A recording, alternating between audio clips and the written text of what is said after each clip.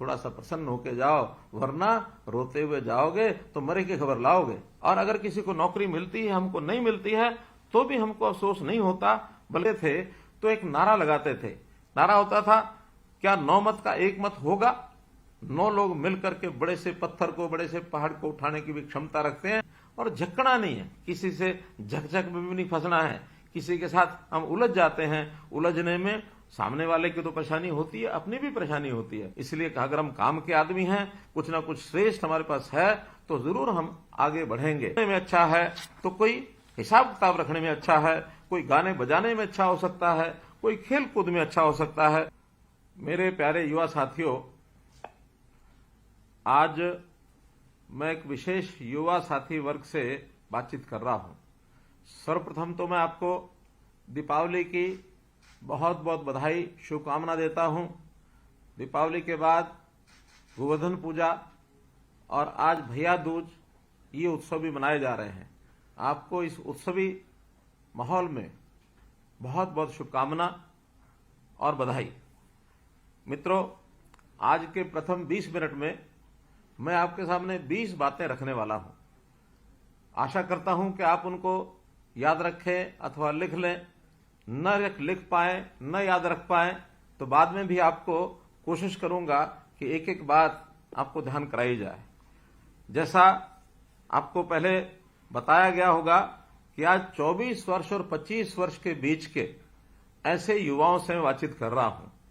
हालांकि हर दिन किसी न किसी एक लाभार्थी वर्ग से बात करता हूं, लेकिन आज मन में आया कि हमारे जो देश के कर्णधार, भविष्य के हमारे ऐसे नागरिक जिनके कंधों पर इस देश का भविष्य निर्भर है, उनसे बातचीत की जाए। अपनी ओर से कुछ बात बताने के बाद आपसे आखिर बातचीत करने के बाद जानना भी चाहूंगा कि आपके मनों में क्या चल रहा है।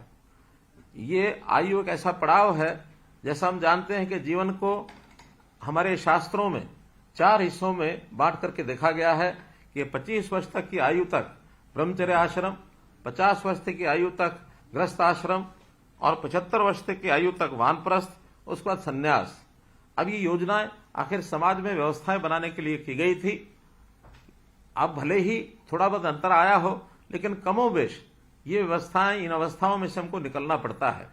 हम एक प्रकार से अपने बालपन के बाद अपनी शिक्षा प्राप्त कर और 25 वर्ष में हम प्रवेश कर गए हैं। बहुत कुछ मन में चल रहा होगा, तो एक तो जो कुछ हमारे मन में चल रहा है उसको निश्चित रूप से विचार करें। ये एक पहली मेरी आपसे बात है कि विचार करें, गहराई से करें, ताकि हम आगे बढ़ें।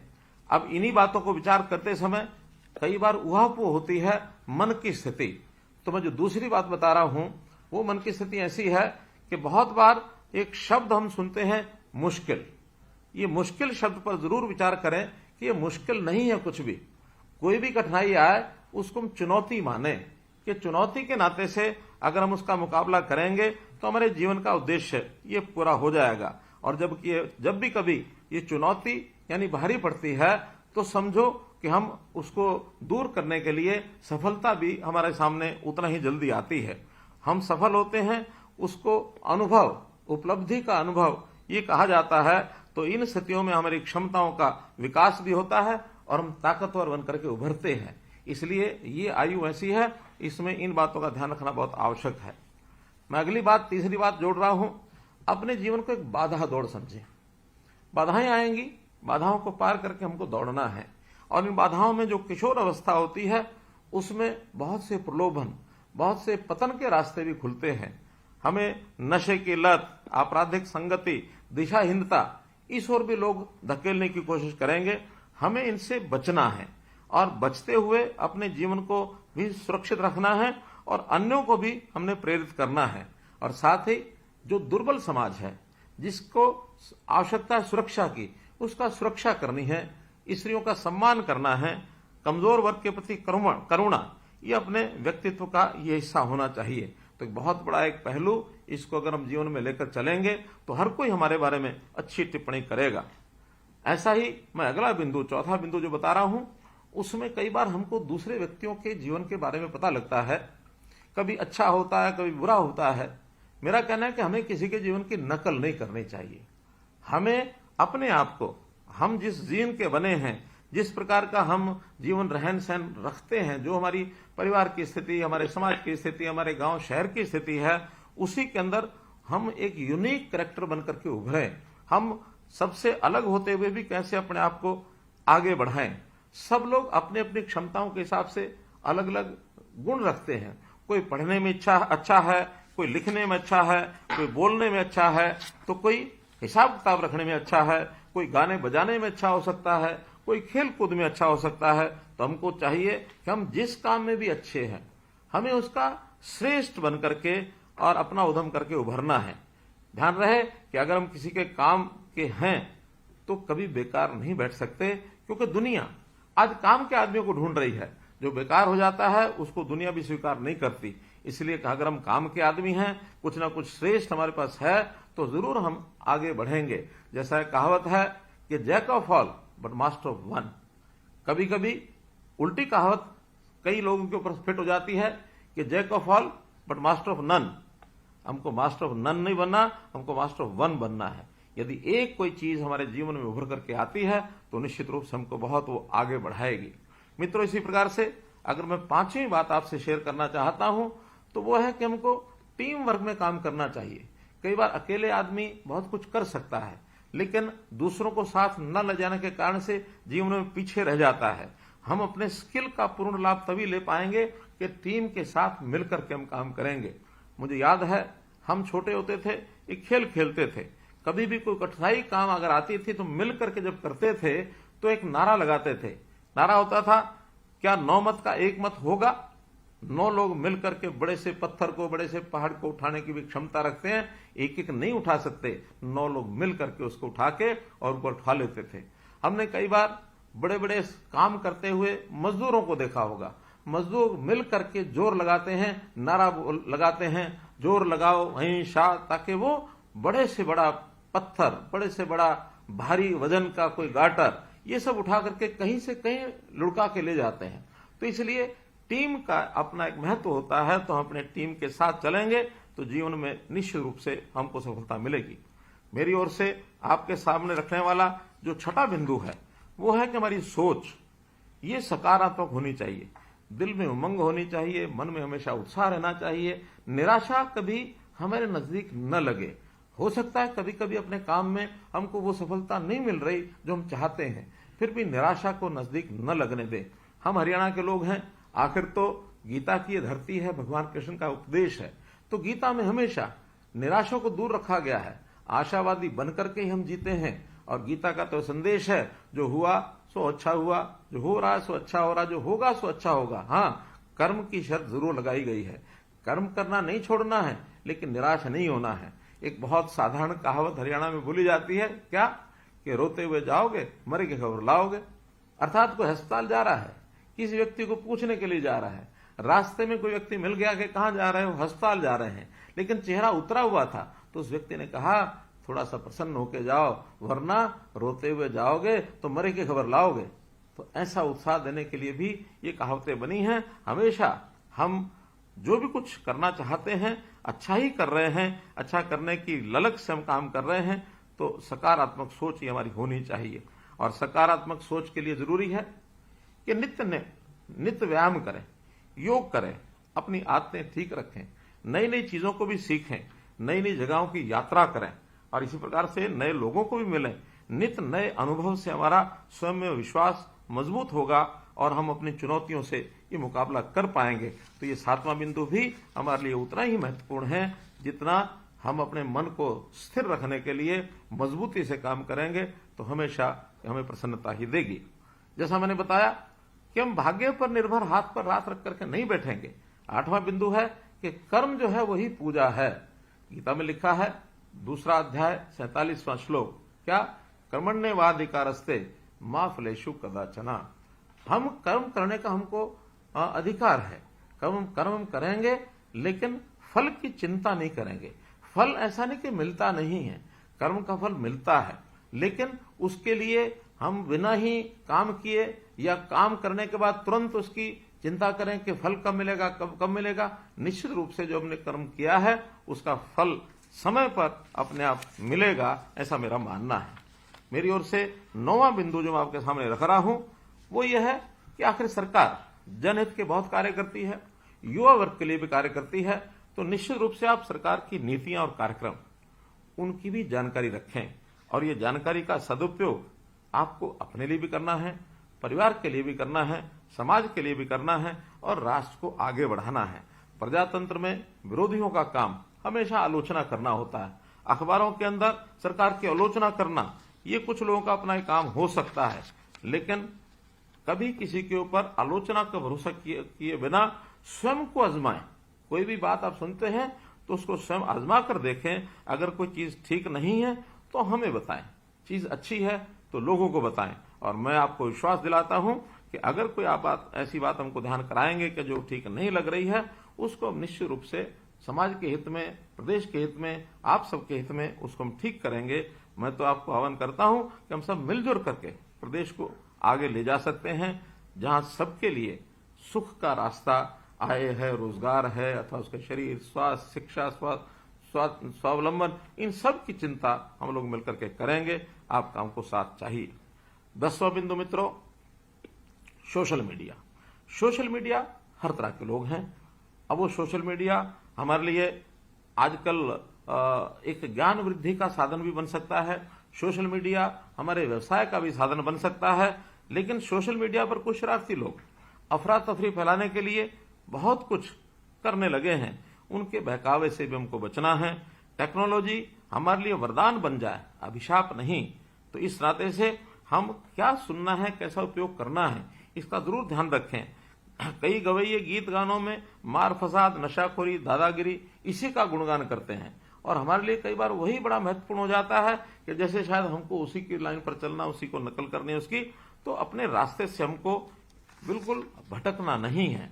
अगला बिंदु यह है कि जैसे मानो टेक्नोलॉजी के नाते से हम सोशल मीडिया देखते हैं अथवा बहुत चीज देखते हैं, तो अश्लीलता भी बहुत उसमें आज परोसी जाती है। तो इस अश्लीलता से भी हमको बचना है। हमको एडिक्शन, किसी चीज के एडिक्शन ना हो जाए। कोई भी चीज हम बार बार देखते हैं, बार बार खोलते हैं। ज्ञानवर्धन के लिए कुछ भी देखें, कुछ भी खोलें, लेकिन किसी चीज का एडिक्शन नहीं होना चाहिए। कई बार गेम्स के एडिक्शन हो जाते हैं। हम कुछ गेम्स देखते हैं, खोलते हैं, उसी पर लगा रहते हैं, अपने काम को ही भूल जाते हैं। हाँ, कभी कभी अपने थकावट उतारने के लिए, अपना तनाव कम करने के लिए अगर कोई आपने गेम खेली तो समस्या नहीं, लेकिन किसी गेम को अगर हम उस पर लगातार लगे रहेंगे, अपना समय बर्बाद करेंगे, तो वो भी हमारे जीवन में एक बाधा बनेगी। तो मित्रों, मेरी ओर से जो 12वां बिंदु है वो है कि हम कई बार धन दौलत की दौड़ में, उसकी करेंसी में, उस करेंसी को इकट्ठा करने में लग जाते हैं। मेरा कहना है कि आप अगर इकट्ठा ही करना है तो 2 तरह की तरक्की की जो करेंसी है उसको हम इकट्ठा करें। जितना इस तरक्की की 2 करेंसी जो मैं बता रहा हूं उसको इकट्ठा करेंगे, जीवन में सफलता मिलेगी। पहला है परफॉर्मेंस करेंसी, कि हम कितना परफॉर्म करते हैं। उस परफॉर्मेंस को सब लोग याद भी रखेंगे, हमको भी इकट्ठा कर, हम अपनी उस करेंसी को इकट्ठा करके रखेंगे कि हमने इतना परफॉर्म किया, इतना काम किया, ये किया। उसको याद रखते रहे, उसको लिपिबद्ध करते रहे। उसको बेशक उसके लिए हमें किताबें भरनी पड़े, भरें, लेकिन इस करेंसी को हम इकट्ठा रखें और अपने जो काम जो है, अपना काम जो है, लोगों की उम्मीद जो हमसे होती है उससे और बेहतर करें। चाहे एक कदम आगे चलें, थोड़ा बेहतर करें, लेकिन जो उम्मीद लोग करते हैं उससे थोड़ा बेहतर करें। और इसके साथ दूसरी करेंसी है वो हमारी रिलेशनशिप करेंसी। हमारे दूसरों से संबंध कैसा है, अपने संबंध ज्यादा लोगों से बनाएं और लोगों से अच्छे सरोकार रखें। टीम प्लेयर होकर के अपनी जिंदगी में हम कुछ बड़ा कर सकते हैं। तो इसलिए जहां कहीं मुझे टीम के साथ चलना है, टीम के अंदर चलना, टीम के साथ चलूंगा। कभी कभी मुझे टीम को लीड करना है, अगर मैं टीम का लीडर बनता हूं उस समय भी मन में किसी प्रकार का ऐसा भाव नहीं आना चाहिए कि मैं सबसे अलग हो गया, बड़ा हो गया, बल्कि टीम लीडर के मन की सोच चाहिए कि I am first among the equals. मैं सभी बराबर हैं, उसमें प्रथम स्थान पर खड़ा हूं, मैं भी उनके बराबर हूं। तभी अपनी टीम को हम साथ लेकर के चल सकते हैं मेरे मित्रों। तो युवा साथियों, ये मन के विचार यही हमको सबसे आगे लेकर के चल सकते हैं। 13वीं जो बात मुझे आपको कहनी है वो है कि हमेशा खुश रहना सीखना चाहिए। और ये खुश रहने की कला वास्तव में हमको बच्चों से सीखनी चाहिए। बच्चों में जो कुछ गुण होते हैं उसमें एक गुण होता है वो हमेशा खुश रहता है, वो कभी निराश नहीं होता, कभी उसको चिंता नहीं होती है। हाँ, कोई इच्छा होगी, आवश्यकता होगी तो थोड़ा रोएगा, माँ उसको कोई चीज देती है तुरंत प्रसन्न होगा, खुश होगा। तो बच्चे की आदत खुश रहने की जरूर उनसे सीख लेनी चाहिए, और जब हम खुश रहेंगे हमारे मन का तनाव ये समाप्त होगा। आनंद और उत्साह के साथ हम गर्व की ज्यादा और उदासी, चिंता और गुस्से की अनुभूति ये कम करेंगे। एक देश ऐसा भी है भूटान, जो हमेशा बहुत तरह के जो इंडेक्स होते हैं, प्राइस इंडेक्स है या कहीं शेयर मार्केट का इंडेक्स है, ऊपर नीचे होता रहता है। भूटान ऐसा देश है जिसने अपने ऐसी विधा निकाली है कि वो हैप्पीनेस का इंडेक्स इसको ही नापता है। तो हैप्पीनेस उनके लोगों में कितनी आई है इसके लिए उन्होंने प्रबंध कर रखा है। तो हमारे यहाँ हैप्पीनेस इंडेक्स ये कैसे बढ़े, ये कम से कम व्यक्तिगत तौर पर हम जरूर अपनी चिंता करें कि हमेशा खुश रहने का, और ये हमारे मन में एक विचार आना चाहिए। मित्रों, हमारे मन में बहुत स्वप्न होते हैं, तो उन स्वप्नों को भी हमने जो है आगे बढ़ाना है। हम में से कोई डॉक्टर बनना चाहता है, कोई इंजीनियर बनना चाहता है, कोई अधिकारी बनना चाहता है, कोई सरकारी नौकरी के तलाश में है। अभी सरकारी नौकरियों की एक होड़ सी लगी हुई है, बहुत से लोग उसकी तैयारी कर रहे हैं, और उस तैयारी के अंदर आप लोगों को बहुत से प्रकार बताए गए हैं कि रोजगार जो सरकार का वो एक मेरिट के ऊपर मिलेगा। और मेरिट की नौकरी का मतलब यही होता है कि जिसको पढ़ाई लिखाई में योग्यता हासिल हुई है वही नौकरी में आएगा। और अगर किसी को नौकरी मिलती है, हमको नहीं मिलती है, तो भी हमको अफसोस नहीं होता, बल्कि एक विश्वास होता है कि मुझे इस बार नहीं मिल रही है तो मैं और बेहतर काम करूं, ताकि बेहतर काम करने के बाद अगली बार जो है वो नौकरी मिल जाए। और हाँ, यदि किसी गलत व्यक्ति को नौकरी मिल जाए तो फिर हमें अफसोस होता है, लेकिन हमने मिशन मेरिट को बनाए रखने के लिए संकल्प लिया है। तो इसलिए आपको हमेशा अपने आप को मेहनत करके आगे बढ़ने की आवश्यकता है। कहीं किसी प्रकार का अफसोस आपको होगा नहीं। पिछले 9 सालों में हमने 1,10,000 युवाओं को और जो मिशन मेरिट के अंतर्गत ये नौकरी दी है, और अभी इस अगले 3-4 महीनों में 60,000 नौकरियां और लाइन में लगी हैं। इसलिए आप लोग हमेशा अपने व्यवसाय के नाते से इस काम में लगे रहें। मित्रों, मेरा एक और कहना आपसे है कि आप लोगों का उत्साह स्वामी विवेकानंद की उस कहावत से मैं जोड़ करके देखता हूं। स्वामी विवेकानंद ने जो युवा अवस्था में उन्होंने एक नारा दिया था कि जागो, उठो और आगे बढ़ो, तब तक मत रुको जब तक आप अपने जीवन का लक्ष्य प्राप्त न हो और अपनी मंजिल तक आप प्राप्त न पहुंच जाएं। तो इसलिए अपने काम करने में इस प्रकार का एक उत्साह बनाए रखें। पंजाबी में कहावत है, थकना नहीं, झकना नहीं, अकड़ा नहीं। अर्थात थकना नहीं है, काम करते करते उबाऊ यानी अकड़ा नहीं है, उबड़ा भी नहीं है, और झकना नहीं है, किसी से झकझक में भी नहीं फंसना है। किसी के साथ हम उलझ जाते हैं, उलझने में सामने वाले की तो परेशानी होती है, अपनी भी परेशानी होती है, तो हम उसमें उलझेंगे तो हमारा सब्र टूटेगा, जो हमको निश्चित रूप से आगे की बजाय और पीछे लेकर के जाएगा। तो इसलिए हमारा एक मन का विश्वास बनना चाहिए। मैं आपके साथ जो इसके बाद 16वीं बात जो आपसे शेयर कर रहा हूं, वो है कि हमारा मन त्यागमय वृत्ति का होना चाहिए। हमें हमेशा कुछ प्राप्त करने की बजाय हमारी जो सामर्थ्य है, हमारी जो ताकत है, उसको किसी को देने के लिए भी तैयार रहना चाहिए। लेने की बजाय देने में आनंद जो आता है उसकी अनुभूति होनी चाहिए। एक मैं पंक्तियां बोलता हूं, उस पंक्तियों पर जरूर विचार करना चाहिए। पंक्तियां हैं, एक व्यक्ति जो समर्पित भाव का होता है वो कैसे कहता है, तन समर्पित, मन समर्पित, धन समर्पित और ये जीवन समर्पित, चाहता हूं देश की धरती तुझे कुछ और भी दूं। तो इस एक समर्पण के भाव को भी अगर हम लेकर चलेंगे तो युवावस्था में ही, युवावस्था में जिधर अपने आप को जोड़ लेंगे वो दिशा हमारी एक ऐसी दिशा बनेगी जो जीवन में हमेशा हमेशा आनंद देगी। इस प्रकार से हमें जीवन में, जैसा मैंने बताया कि लोगों से जब मेल जोल रखेंगे, उनसे बातचीत करेंगे, खुश रहेंगे, तो एक 17वीं बात जो मुझे कहनी है वो ये कि एक शोध में एक पाया गया है कि सामाजिक संपर्क से हमारी जो रक्त धमनियां हैं उसमें ऑक्सीटोसिन ये रिलीज होता है, और जो सेरोटोनिन की मात्रा, ये एक वैज्ञानिक टर्म है, उस टर्म के हिसाब से सेरोटोनिन की मात्रा को बढ़ाता है, उससे मन प्रफुल्लित होता है। आखिर हमारी जो संवेदनाएं होती हैं उनको संचालन करने में भी कुछ शरीर की जो क्रियाएं होती हैं, उस क्रियाओं के बारे में लिखा गया है कि जब हम प्रसन्न रहते हैं, उस प्रसन्न रहने से हमारे मन में इस प्रकार के जो विचार आते हैं उसके प्रति हमको ध्यान रखना है। मित्रों, मैं आपके सामने जो बिंदु 18वां रखना चाह रहा हूं कि हमारा विशाल हृदय, उदार हृदय, उदार और विशाल हृदय यानी किस प्रकार से संकीर्ण हृदय का मानस क्या है। अयम निजा प्रोवेति गणना लघु चेतसाम, अर्थात ये मेरा है, ये तेरा है, इस भाव भावना से जब काम करेंगे तो अर्थात वो जो है लघु चेतसाम यानी छोटे मन का व्यक्ति और इस प्रकार का विचार करता है। उदार चरिता नाम तो, जिसका उदार चरित होता है वो कहता है कि वसुधैव कुटुंबकम, ये सारा विश्व, सारा देश, सारा समाज ये मेरा परिवार है। मैं हमेशा अपने भाषणों में कहता हूं कि 2,80,00,000 लोग हरियाणा के ये मेरे परिवार के सदस्य हैं। इसको कहने के बाद जब अनुभव होता है तो उसका आनंद ही कुछ और है। ठीक है, हमारा एक छोटा परिवार जिसमें माता पिता, भाई बहन, जो हमारे दादा दादी जो हमारे साथ रहते हैं वो एक परिवार होता है, लेकिन जैसा ही मन में विचार आएगा कि ये तो एक भाग है उसका, हमारा परिवार तो पूरा समाज मेरा परिवार है, इस भाव को हमारे देश की संस्कृति पहचान करती है। तो इस सांस्कृतिक भाव को मन में जरूर कहीं ना कहीं लेकर के चलना चाहिए। यही मेरा आपसे निवेदन है। अगर मैं उससे अगली बात कहता हूं, 19वीं बात, तो हमें अपने मस्तिष्क को भी काबू रखना है। कई बार मस्तिष्क जब खाली होता है तो इधर उधर दौड़ता है, यानी काम खत्म होते ही दिमाग के कई भाग होते हैं, वो अलग अलग भाग वो अनियंत्रित होकर के आपस में बात करने लगते हैं।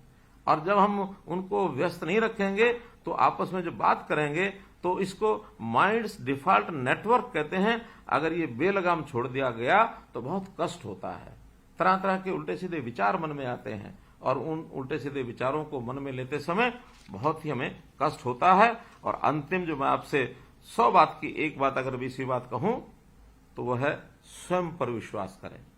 अगर आपको स्वयं पर विश्वास है तो आपका कोई कुछ बिगाड़ नहीं सकता।